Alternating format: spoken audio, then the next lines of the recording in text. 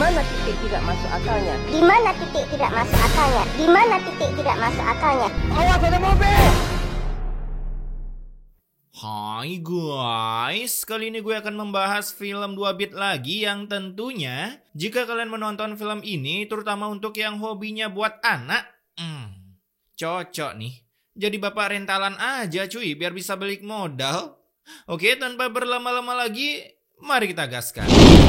Kisah ini berawal sebelum terciptanya game FF, di mana setiap malam hari para bocil bisa berkumpul bersama keluarganya untuk mencaplok hidangan makan malam, tak seperti sekarang yang hanya tahu banting-banting HP ke tembok akibat HP-nya terlalu kentang. Cuaks. Dan perkenalkan, begundal di keluarga ini, ya siapa lagi kalau bukan si bapak-bapak tamatan S1 Facebook ini yang gue beri nama Juna. Dimana baru aja melihat lauknya ayam goreng, ini begundal langsung marah-marah, bahkan mencatat pengeluaran untuk makan malam karena disebut pemborosan. Buset dah. Kalau anaknya Upin Ipin gimana dah? Ini kan utang mereka yang harus mereka bayar setelah mereka nanti besar. Teori dari mana itu cuy? Ciri-ciri manusia berbatang yang cuma tahu ngecas doang ya gini. Lagian, lihat noh, bapak sama emaknya, si Juna make pelet apa dah bisa dapetin emak-emak muda gini? Nah, selesai berbacot dan matahari sudah menunjukkan senyumnya seperti di film Teletubbies, istri Juna bernama Della pun memberikan sebuah hadiah ke anaknya karena mereka telah berhasil menjadi top lokal siswa tercerdas di sekolahnya, bahkan mampu mengalahkan Elon Musk ketika masih jadi orok. Namun ketika ini begundal Juna melihat hadiah tersebut, ia pun kembali mengkalkulasikan berapa harga hadiah tersebut untuk dicatat sebagai hutang yang harus dibayar ketika anaknya sudah dewasa. Nasib. Jadi anak rentalan ya gini. Kalau udah sukses, mereka wajib mengembalikan semua biaya yang kita keluarkan. Kalau semua ortu pemikirannya kayak gini, apa kabar yang kerja jalur jual sawah ortu ya? Mendengar kata-kata dari cangkem Juna, si Della auto mencoba membuat tobat suaminya, tapi yang namanya film Indosari, mana ada begundal bisa tobat? Sore harinya ketika dua bocil ini pulang dari mabar menamatkan game hamster ball, ia pun langsung disuruh bersiap-siap mengganti skinnya untuk membantu bapaknya di kebun. Ini anak harus dibiasakan kerja keras. Nah, ini gue setuju sih. Ngajarin anak tutorial banting tulang sedini mungkin. Kala itu si Juna yang mentransfer anaknya ke kebun untuk menerapkan tutorial banting tulang seperti bapaknya. Ini anak bisu atau gimana ya? Durhaka dikit lah. Masa nggak bisa nolak suruhan bapaknya? Bahkan tutorial ini setiap hari ditekuni oleh anaknya sampai ceritanya loncat begitu jauh. Buset dah. 8 tahun kemudian, anaknya udah punya berapa utang tuh. Di mana terlihat anaknya sudah tumbuh besar dan kini sudah keterima kuliah di Universitas Nusantara mengambil jurusan merangkai masa depan. Tapi tetap saja berapapun anaknya bayar kuliah, ini begundal masih saja mencatat utang anaknya. Gila nggak tuh? Uang pangkal 80 juta. Tapi kan di situ cuma 15 juta. Sekarang ada bunganya loh. Mending nggak usah kuliah cuy. Lev uji nyali aja mending nyari kunti bogel kemasan saset. Mendengar itu anaknya terpaksa mau aja demi bisa menggeluti jurusannya di bidang merangkai masa depan, berharap jika sudah tamat nanti bisa nyalek agar sanggup melunasi utang-hutang bapaknya. Ya jelas lah. Kalau nggak ikut gituan mana bisa bayar utang. Setelah anaknya yang berbatang kuliah di Jakarta meninggalkan bapak begundalnya, baguslah. Minggat aja sekalian biar nggak ditagih hutang. Kini tersisa adiknya lah yang menekuni tutorial banting tulang yang diajarkan bapaknya sedari kecil. Bentar, coba ulang.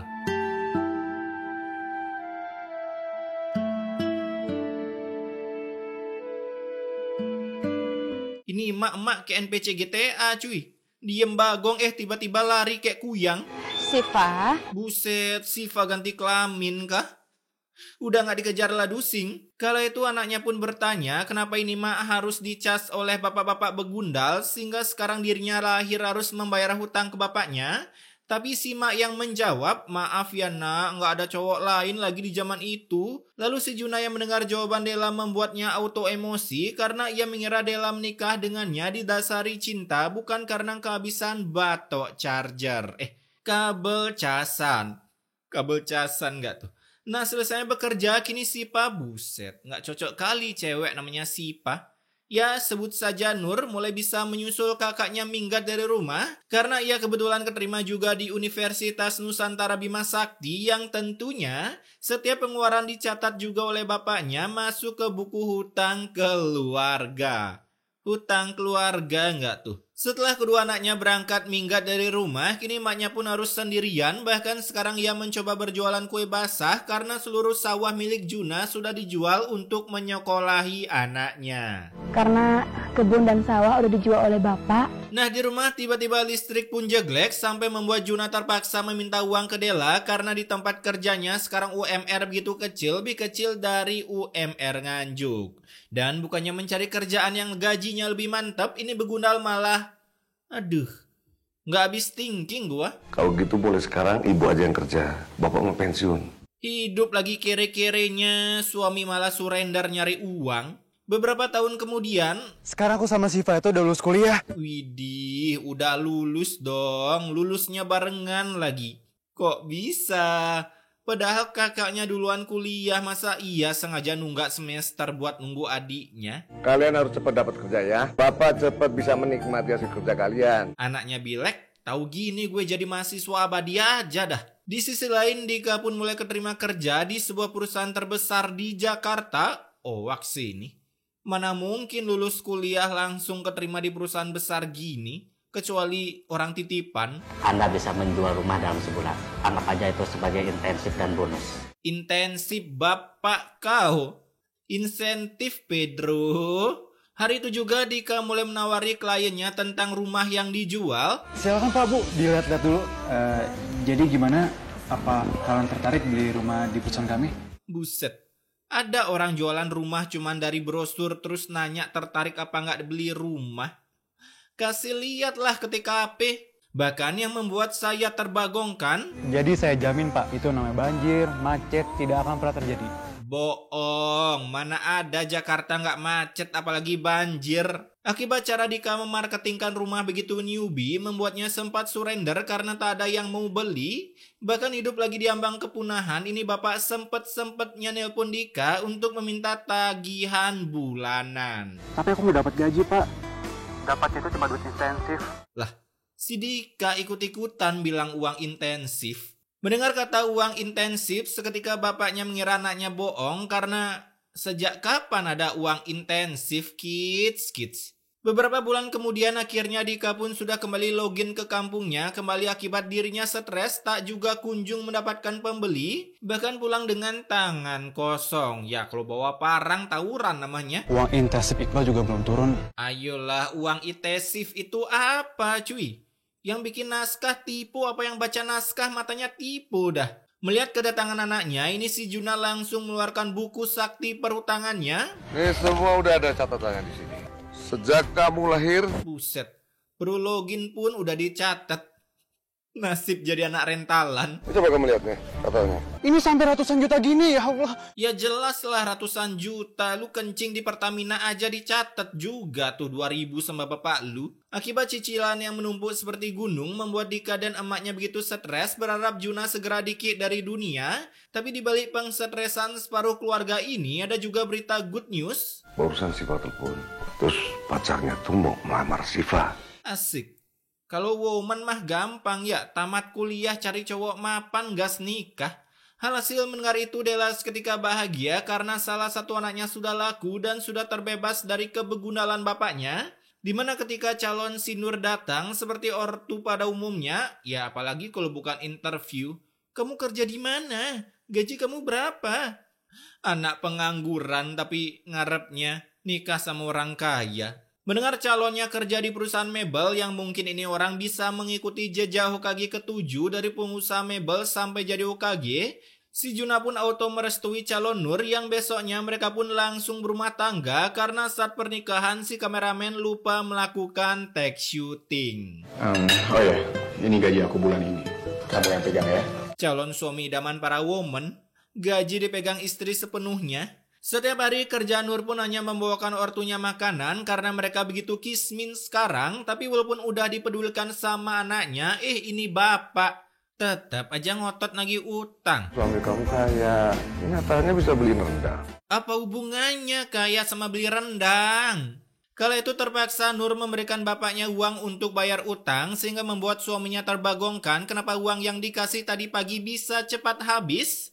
Dan kalian tahu apa jawaban Nur? Gila nggak nih? Uangnya aku kasih bapak, Mas. Ya, sebagai bakti anak pada orang tua. Buset, gampang banget cangkemnya ngomong. Kalau lu mau berbakti jangan nikah dulu lah. Kerja yang bener biar bisa bagiain orang tua. Ini malah sakni duluan. Nah, 1 bulan kemudian datanglah si Juna ke rumah Nur untuk meminta jatah bulanan. Bukan ngecas ya guys ya, tapi uang. Tumben bapak kesini? Ya, mau minta duit lagi. Paling bagus dah nikah jauh-jauh keluar provinsi kalau bisa. Akibat Nur udah mulai resah melihat kelakuan bapaknya yang macam bapak-bapak koperasi, kini Nur pun mencoba mencari kerjaan untuk menyukupi biaya kehidupan di rumah serta cicilan biaya bapaknya. Bahkan di hari itu juga si Nur sudah keterima sebagai admin judi online. Enggak. Apalagi baru kerja sehari, ini si Nur udah bisa mengantongi uang segepok amplop coklat. Wow, sungguh tidak masuk akal ya. Sehari nyari kerja langsung keterima. Orang-orang aja pada ikut job fair. Alhasil dengan uang yang banyak itu membuat Juna Auto bahagia. Tapi bulan depan harus banyak, ratusan juta. Buset, kerja apaan lu digaji sebulan ratusan juta? Namun beroja bekerja sebulan, si Nur tiba-tiba ingin memuntahkan seisi alam semesta beserta hutangnya, yang tentunya membuat suaminya bahagia karena percolokan kemarin malam berhasil membuat perut istrinya OTW mengembung seperti ikan buntal. Mulai besok, kamu harus mendiri kerjaan kamu ya. Baru kerja sebulan udah resign. Tapi BTW itu si Dika apa kabar ya? Nggak ada kabar cuy. Masih hidup kah? Dan walaupun si bapak udah dihadiahi bayi, ini Begundal tetap saja durhaka dengan anaknya. Bapak kemari mau minta duit buat beli token sih, Pak. Ya positif aja cuy, beli token. Si bapak main Ninja Saga. Tapi ini yang terakhir kalinya ya, Pak. Utangmu harus dibayar. Kalau cuma ngandalin uang dari Mas Satria, nggak bakal cukup. Widih, Satria. Si anak anti android kah? Udah gede ya sekarang Satria Mahasatir. Melihat kebegundalan mertuanya, tentunya si Satria tak cuma diam karena ia menantang akan membayar seluruh hutang piutang milik istrinya. Oh, memang semua biaya hidup Siva dari kecil dengan hutang sama bapak. Berapa semua total? Wih, nantangin. Kamu bisa kan melunasi sekarang? Oh, sebaik ini saya nggak ada. Auto surrender baru lihat nominalnya. Belagu sih lu di awal. Akibat kejadian ini, terpaksa si Nur harus melanjutkan pekerjaannya, tak jadi resign. Ini ada kerjaan untuk kamu malam ini. Apa kamu masih bisa? Atasan Dakjal. Udah malam disuruh kerja pakai senyum segala lagi. Alhasil karena kerja keras bagai kuda, perut Nur pun langsung terasa digedik sampai akhirnya si Nur harus kehilangan anaknya karena calon member di perutnya menolak lahir miskin. Dan kami tidak bisa menyelamatkan janinnya. Mendengar itu pulangnya si Nur hanya bisa bagong AFK karena ya dapat peran gini amat dah. Sampai membuat mereka saling menyalahkan antara Nur dan Begundal bapaknya. Kenapa dulu ngotot minta disekolahkan tinggi-tinggi? Kalau cuma jadi ibu rumah tangga. Ya betul, ini gue setuju sih. Buat apa cuy sekolah tinggi-tinggi kalau ujung-ujungnya AFK di rumah nunggu gaji bulanan suami? Beberapa tahun kemudian setelah musibah yang dialami Nur, kini terlihat sekarang kakaknya udah sukses dengan outfit idaman mertua kalian. Ya apalagi kalau bukan setelan kemeja rapi kayak Taylor Bank. Bahkan si Dika yang udah sukses, sekarang gilirannya yang memulai kehidupan baru dengan mengesahkan percocok tanaman Dika dengan woman ini. Asik. Berapa ronde nanti malam, Dik? Nah, 1 bulan pun berlalu, kini mulailah peraduan cangkem dalam rumah tangga karena uang yang diberikan Dika kurang. Akibat dirinya selalu mentransferkan separuh gajinya untuk Begundal bapaknya. Ini tadi Iqbal kirim uang lewat rekening ibu. Lewat aja terserah. Yang penting hutang dia lunas. Gini amat ya punya ortu. Ortu Juna dulu ngidam apa ya? Jadi admin pinjol kah? Bahkan hari demi hari si Juna hidup hanya melalui uang hasil utang anaknya. Buset, banyak bet cuy. Dan setelah punya uang banyak, kini si Juna berniat membeli motor spek gahar dengan stiker monster ala-ala Rossi agar lebih mantap nyalip di tikungan. Emang mau dijual berapa tuh? 10 juta lah. Widih, NMAX bapaknya lah 10 juta. Merusak citra Mahaya sih ini. Merasa uangnya kurang, ini Bu Guna langsung nelpon anaknya untuk beli motor. Tapi karena ini Dika udah nggak boleh kasbon. Gak bisa mas, kan yang waktu kemarin juga belum lunas. Aduh, ia pun malam harinya harus menjelma menjadi sosok ayah busa beroutfit teller bank untuk menilap uang perusahaannya. Pertanyaannya cuma satu. Itu kantor segede gaban security pada main Tetris kah?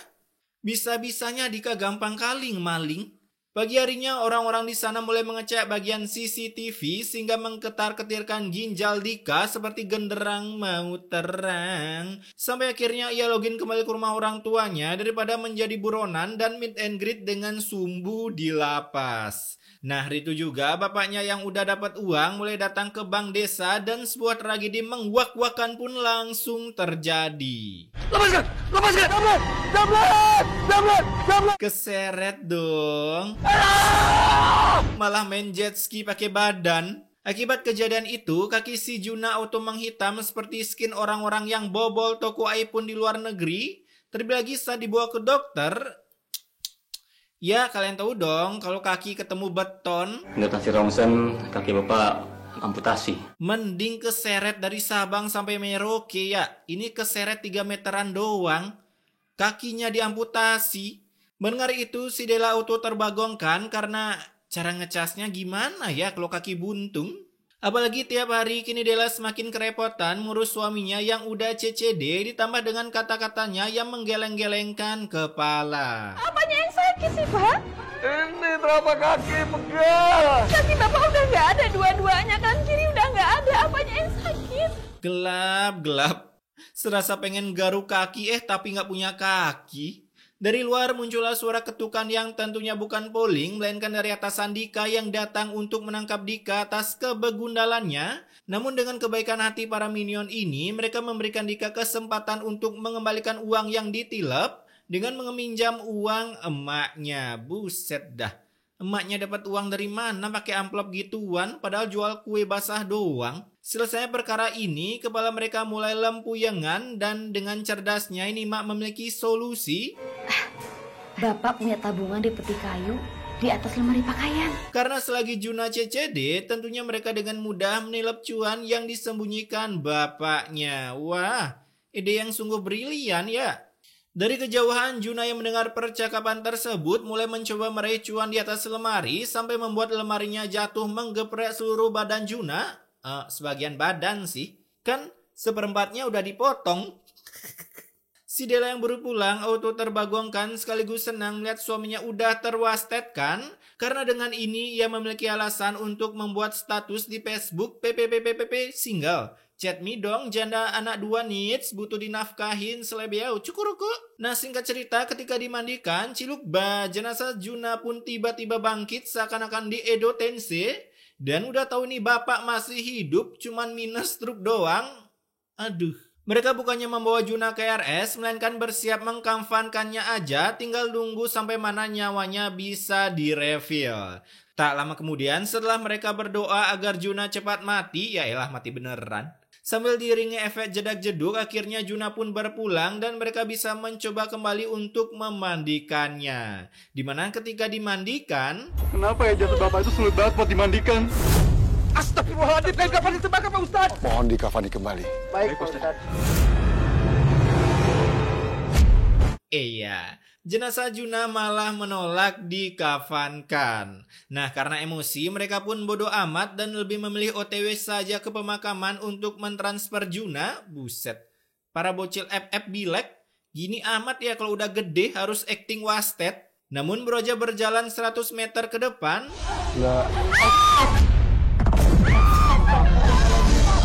para minion malah latah membuang keranda ke sawah seperti menyuruh jenazah Juna untuk bertani sampai membuat mereka kembali harus pulang untuk memandikan si Juna. Aduh, Jun, dosa lu terlalu banyak jadi lama durasinya.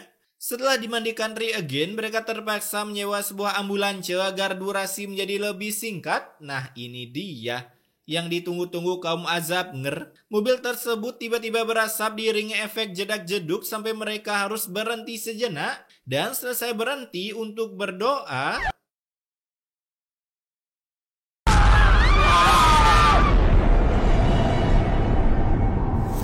Mobil itu lagi-lagi berasap sampai sebuah ledakan realistis pun harus terjadi yang tentunya memiliki grafik HD di atas HD bahkan sepuhnya HD. Sesampainya di pemakaman dengan sisa jenazah yang sisa seperempat, akhirnya Juna pun bisa dikuburkan meski tidak dengan layak karena sebuah ulti udara pun muncul. Wah, sungguh realistis ya guys. Oke, pesan immortality-nya di sini, kurangilah berbuat kebegundalan semasa hidup agar saat akan dimakamkan durasi pemakaman menjadi singkat tak sampai malam yang repot warga blok. Tapi intinya stay wakwa guys.